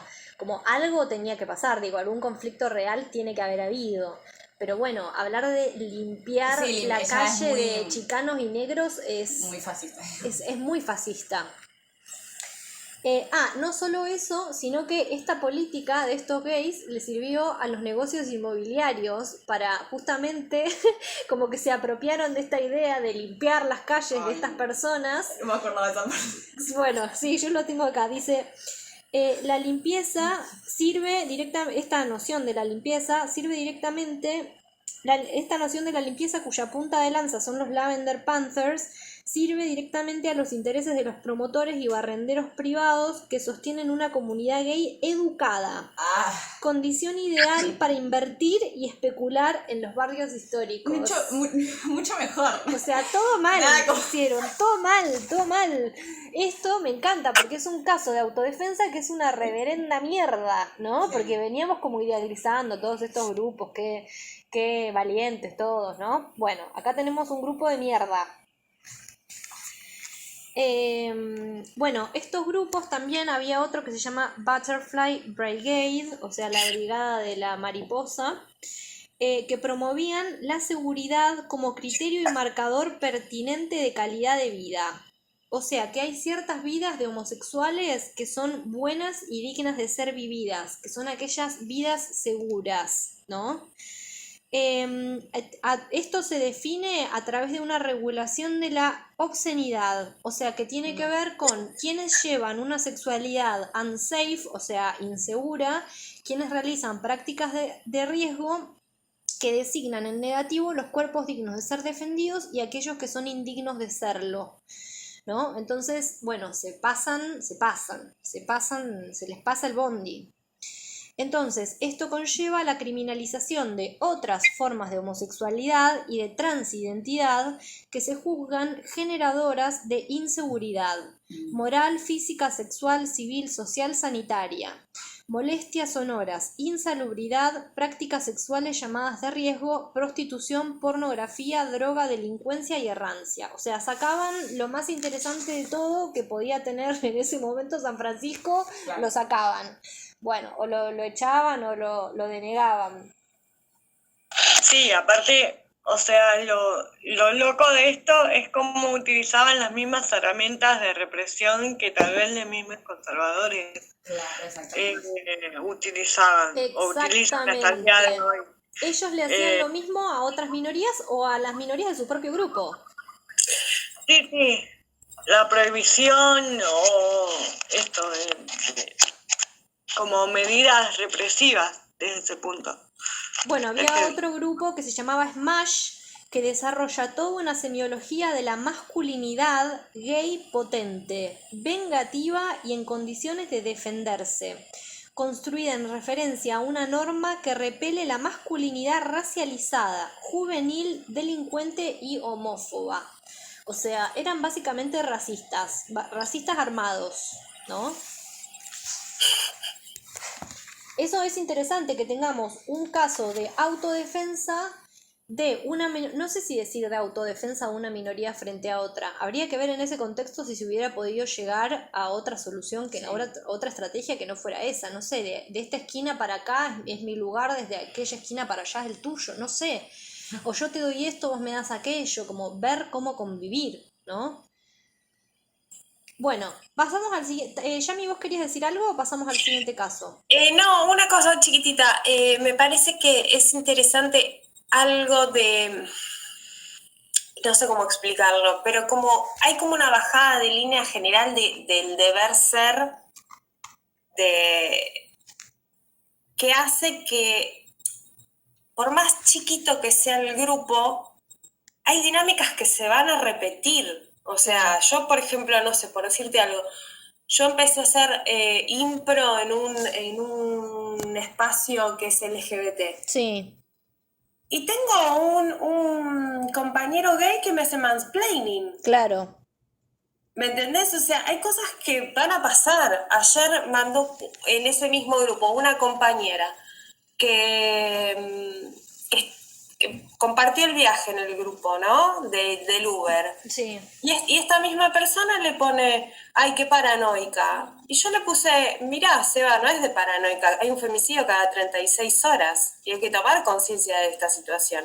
O sea, en cada espacio siempre va a haber algo. O sea, en el espacio negro va a haber uno que va a ser medio, va a ser el gay y lo van a discriminar por gay. Vamos a eso. Es un espacio negro, digo. Vamos a eso. Justamente el caso que sigue le estás dando en la tecla. Me hiciste la introducción. Una poetisa que se llama June Jordan. Ella cuenta que fue víctima de 2 violaciones. ¿Sí? vamos con, la primera fue un varón blanco y la segunda fue un varón negro. Ella es negra, ¿no? June Jordan, negra. En la segunda violación, o sea, por parte de este varón negro, se trata de un hombre negro que militaba en la misma organización que ella, ¿no? Una noche, cuando ella estaba con otros amigos, él los invita a terminar la velada a su casa tomando una última copa. O sea, están ahí entre amiches y él los invita a ir a la casa de él a terminar la noche. Las otras personas nunca llegan y June Jordan de repente está sola con el hombre. Cuando él comete la violación, June Jordan está en estado de shock, paralizada.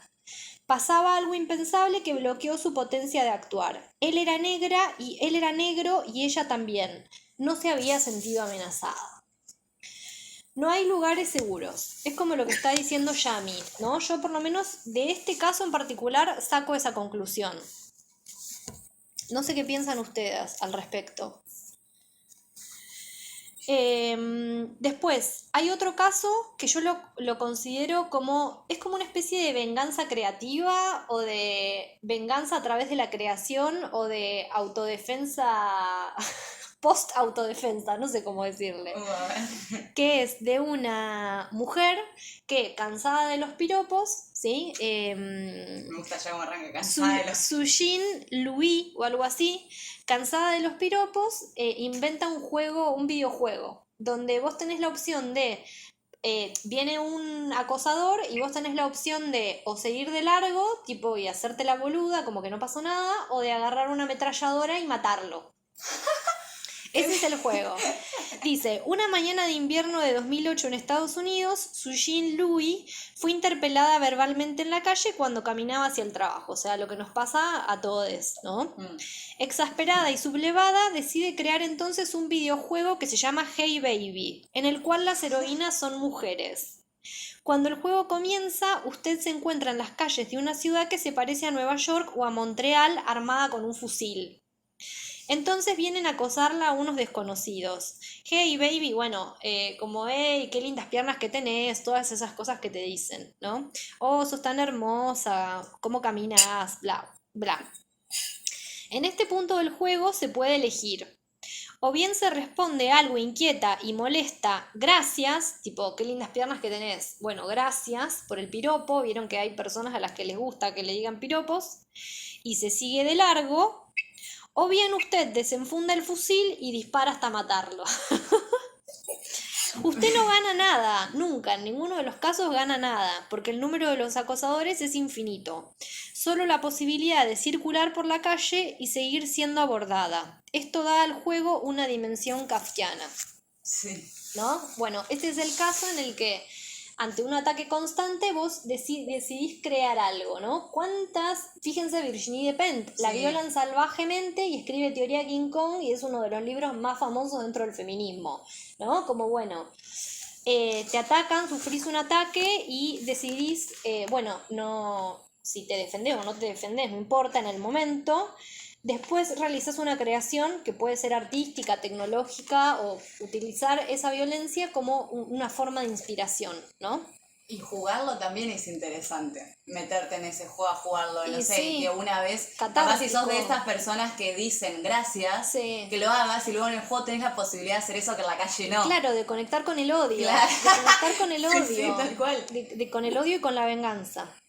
Bueno, y este creo que es el último caso, que sería bueno que sea porque me tengo que ir a la mierda, que es acerca de una novela, ¿no? En 1991, Helen Zahavi publica la novela Dirty Weekend, o sea, fin de semana sucio, ¿sí? ¿Qué sucede? Bueno, la trama así muy simple se trata acerca de una chica que se llama Bella, que es violada por un vecino, ¿no? Esta chica Bella era como una persona tímida que siempre trataba de pasar desapercibida. La autora dice que era una persona mediocre, esto que les decía, ¿no? En el sentido de que vivía ocultándose, vivía agachando la cabeza frente a cualquier tipo de increpación que alguien le hiciera. Nunca se ponía objetivos que... Tratando de evitar lo inevitable. Exactamente. Bueno, no, hasta que le sucedió que no pudo, ¿no? Entonces, lo que dice Elsa Dorling es que ahora les voy a leer un par de partes que son interesantes. Es que justamente lo que hace la novela es criticar el pacifismo del feminismo, ¿no?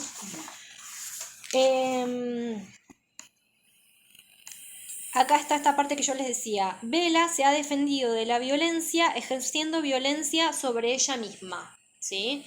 Por eso estábamos hablando justamente de lo importante que es defenderse, porque esa violencia, ese ataque a algún lugar va.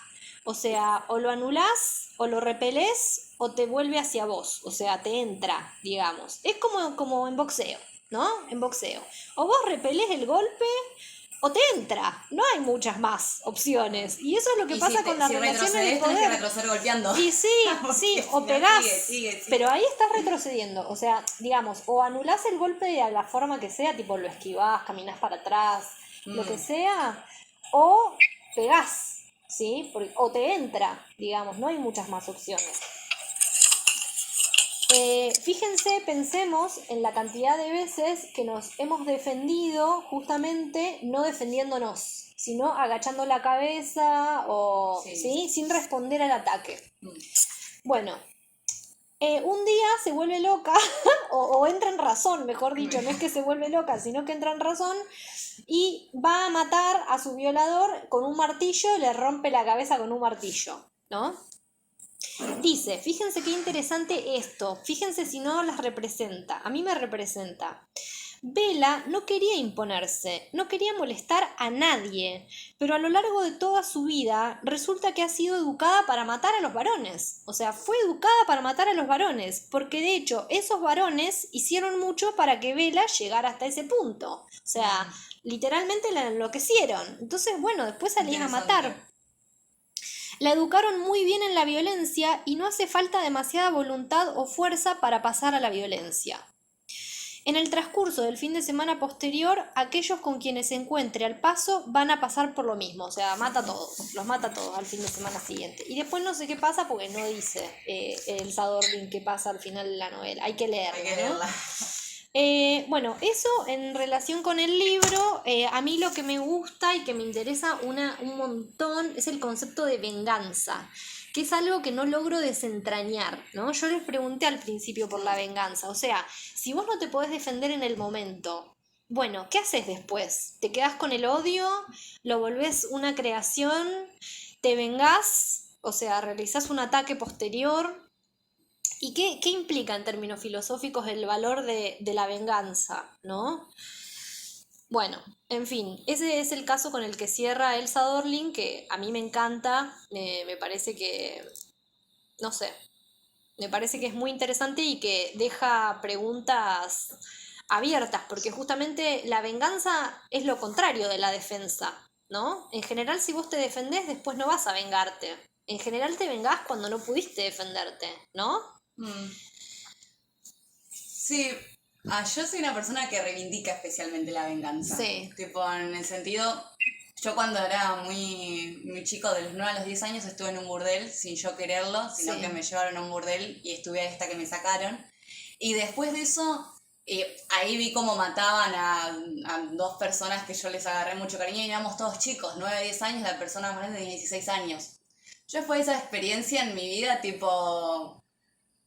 Fue, bueno, mucha ansiedad, pero fue el hecho de nunca más me va a volver a pasar esto. Claro. Y de alguna forma u otra yo no me pude vengar de esas personas en particulares del burdel. Claro. Tenía 10 años y tengo 19 ahora.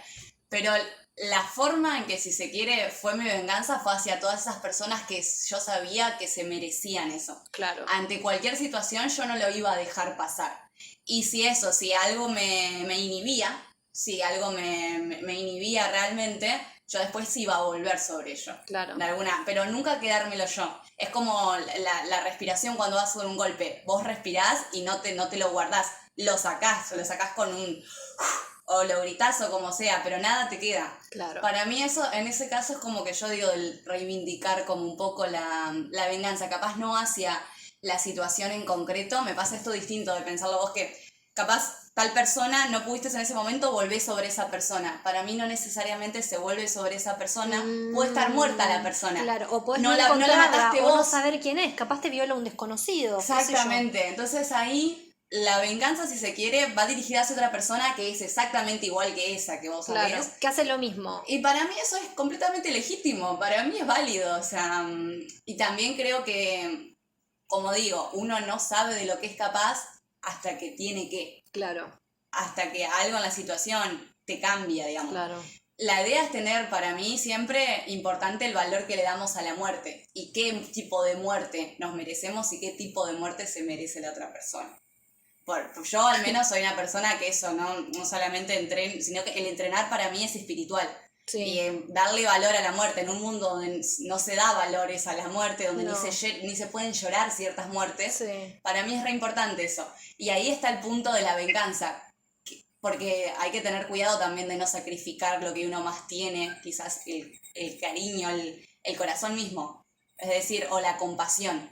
Hay que tener cuidado con qué arriesgamos, Claro. qué queremos. Sí, ser estratégicas. Claro, porque yo no voy a sacrificar mi corazón y lo que yo tengo, mi alma, lo que yo creo realmente, y todo mi cariño, por esta basura. Claro.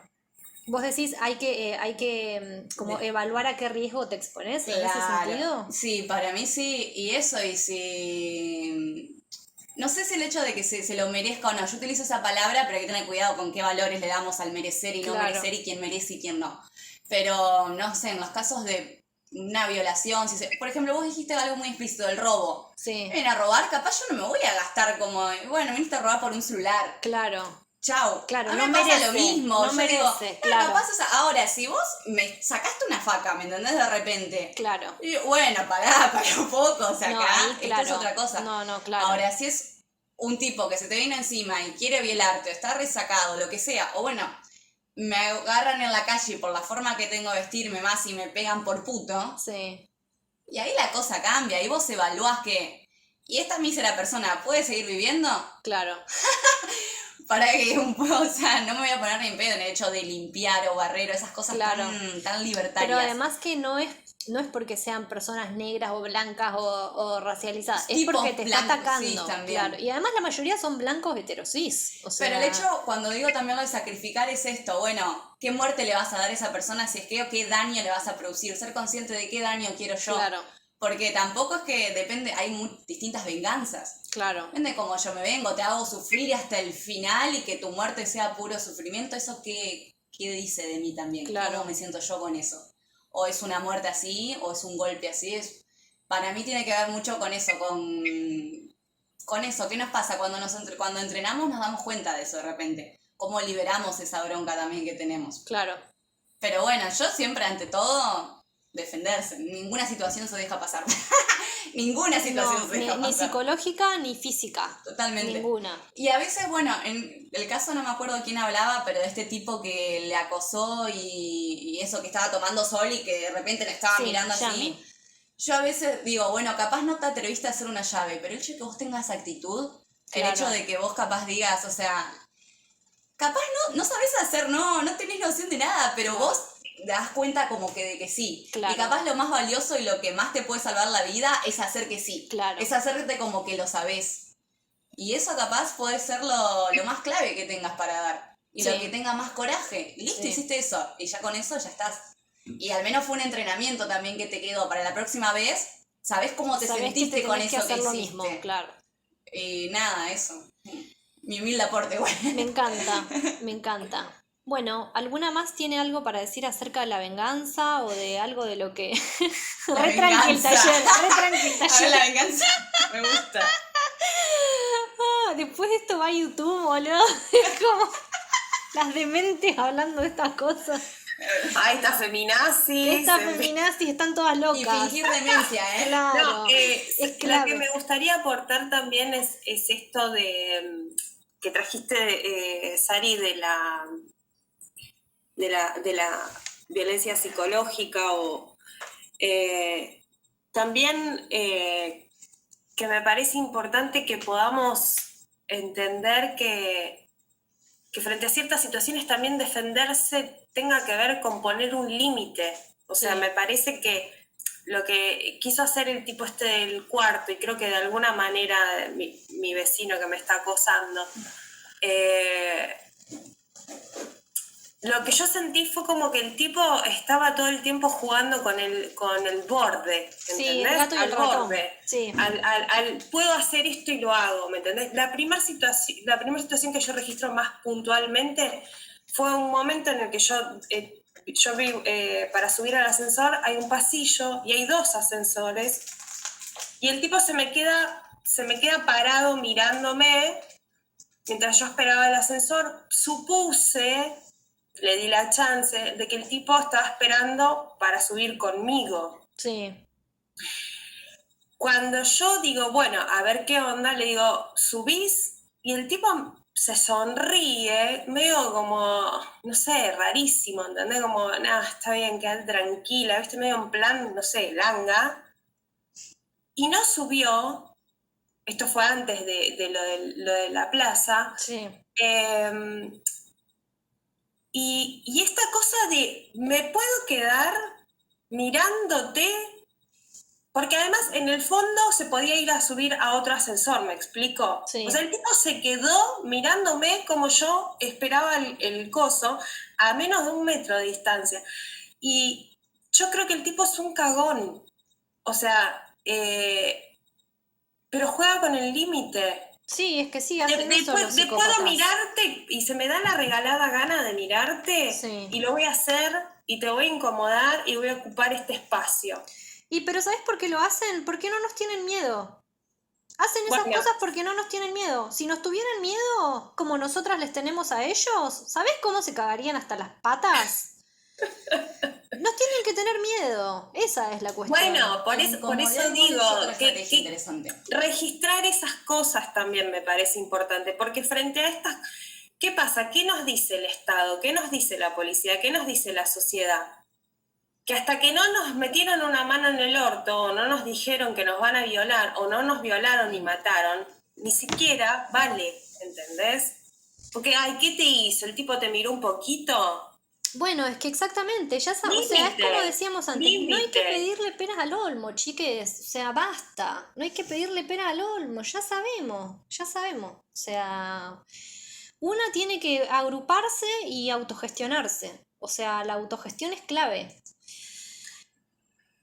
de la forma Por que eso te digo, sea. yo la próxima vez que lo veo lo acogoto en el ascensor, me chupa Fíjate un que huevo no haya todo. cámaras, en algún lugar que no haya cámaras lo apretás. Por eso Fíjate. te digo, en cuanto vea que estoy en un espacio en el que no tengo testigos, yo lo aprieto. Le digo, hijo de puta, volvé a darte el lujo de mirarme y acosarme. No, pero vos vieras la panchez con la que el tipo se acostó al lado mío a mirarme.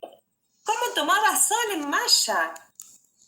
Pero Hay que estar preparada, o sea, una ya sabe cómo son las pegale un cosas. cazote, dejate hinchar. Eso es lo que digo. No hace falta que un tipo te meta una mano en el orto, ni que te quiera violar, ni nada. Hay que poner límites a estas situaciones también, porque no es. Y nos estamos defendiendo, porque esto es un acoso.